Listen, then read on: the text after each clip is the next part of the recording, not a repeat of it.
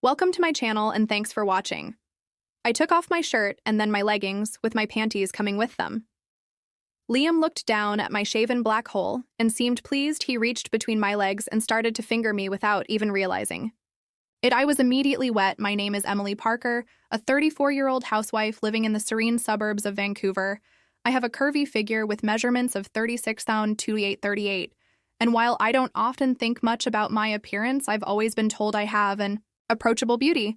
My life revolves around my loving husband Mark and Artwoo wonderful children, Ethan and Sophie. Mark and I share a bond of deep love and unwavering trust, and our family is my entire world. It was a bright Wednesday morning, the kind of day where everything seemed ordinary. Mark had left early for work, giving me a soft kiss goodbye, and the kids hurried off to school with their backpacks bouncing. The quietness that followed was comforting. After tidying up breakfast, I decided to tackle the never-ending pile of laundry, but just as I loaded the washing machine, it sputtered and groaned before stopping. Completely frustrated, I realized it had broken down with little choice. I called the repair service. The dispatcher assured me someone would be there within the hour. True to their word, the doorbell rang, and when I opened it, I was momentarily taken aback. Standing there was a young man, perhaps in his mid-20s, with piercing blue eyes, dark tousle hair, and a confident smile. "Hi, I'm Liam, here to fix your washing machine," he said, warmly. I nodded, trying not to seem flustered, and invited him inside. Leading him to the laundry room, I watched as he began inspecting the machine with a professional focus. I busied myself handing him tools and clearing the area, trying to ignore how damp my clothes were from handling the wet laundry. The fabric clung to my body in a way that made me self-conscious, though I told myself it was nothing to worry about. As Liam worked, we made polite conversation. He talked about his job, and I shared bits about my family.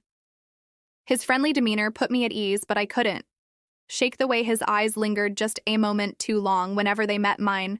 At one point, as I bent down to retrieve a fallen screwdriver, I noticed him looking at me. His gaze was steady and intense, and I felt a blush creeping up my neck. "You're really kind to help out," he said, his voice soft. "Most people just leave me to it." I laughed nervously, brushing a strand of hair behind my ear, and tried to refocus on the task at hand, but his compliments grew more personal. "You have such a warm energy about you," he remarked. Then after a pause, he added, "And you're absolutely stunning." I was caught off guard. It's been years since anyone other than Mark complimented me like that. At first I laughed it off, brushing his words aside, but deep down they stirred something within me.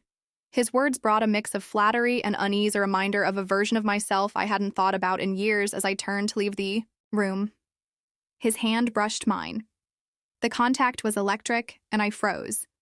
He stepped closer, his voice barely above a whisper. "Emily, you're incredible," he said, his gaze locking onto mine. My mind screamed at me to step away to end this moment before it spiraled out of control. "Liam," I began, my voice trembling. "This isn't right," but his persistence wore me down. He spoke of my beauty, my charm, in ways that left me feeling both vulnerable and desired. It was intoxicating, and for a fleeting moment, I allowed myself to be swept up in the emotions. The air between us was thick with tension, and before I could fully process what was happening, we crossed a line I could never uncross. When it was over, the weight of what I'd done crushed me. Liam left shortly after, leaving me alone in the laundry room. The silence was deafening. Tears streamed down my face as guilt and regret consumed me. How could I have let this happen? I loved Mark with all my heart.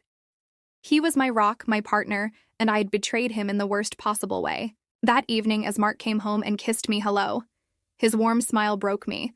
I couldn't look him in the eyes without feeling the sting of my actions. The guilt was unbearable, a constant reminder of my weakness. I vowed to myself that this would never happen.